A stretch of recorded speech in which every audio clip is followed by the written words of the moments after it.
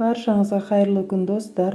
Бүгін 15 минутта дайын болатын ашытқысыз, өте дәмді, жұп-жұмсақ болып шығатын шелпек пісіремін. Осы рецептпен жасап көріңіз, сізге ұнайды деген ойдамын. Видеоны соңына дейін қараңыз.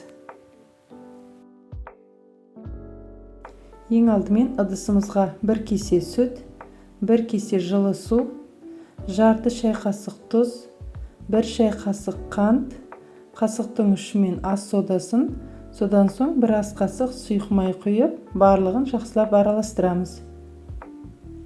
2 кесе ұнды бірден саламыз, араластырамыз. Тағы да 1 кеседей ұн салып, бірге бастаған соң қолымызбен илейміз.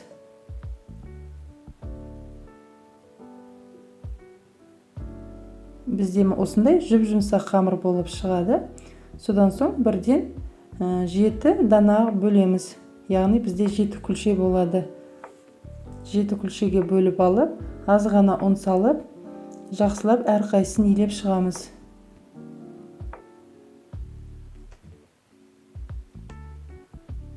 Осы рецептпен жасасаңыздар, тура 7 күлше болады, немесе диаметрі кішкентай болған қаласаңыздар, онда 9-10 күлше жасауға болады. Менде тура 7 күлше болады. Содан соң осылай бірден жұқа етіп, оқтаумен жайып аламыз.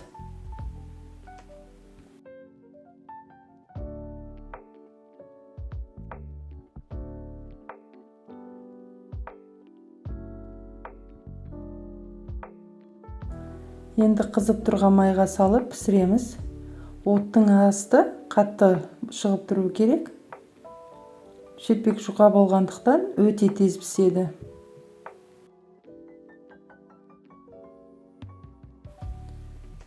Екінші жағын аударамыз.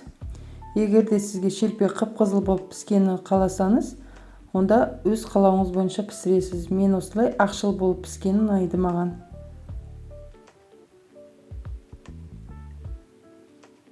Барлық күлшелерімізді осылай екі жағын аунатып пісіріп алатын боламыз.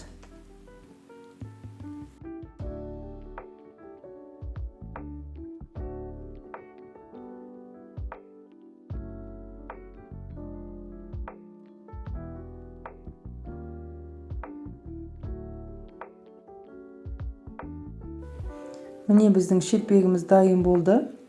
Видеоны соңына дейін көргеніңізге рахмет. Маған тіркеліп, лайк басып, төменге өз пікіріңізді жаза кетіңіз. Алда келе жатқан қасиетті ай, Рамазан айы құтты болсын. Сіздермен болған ол мекен. Қош сау болыңыздар.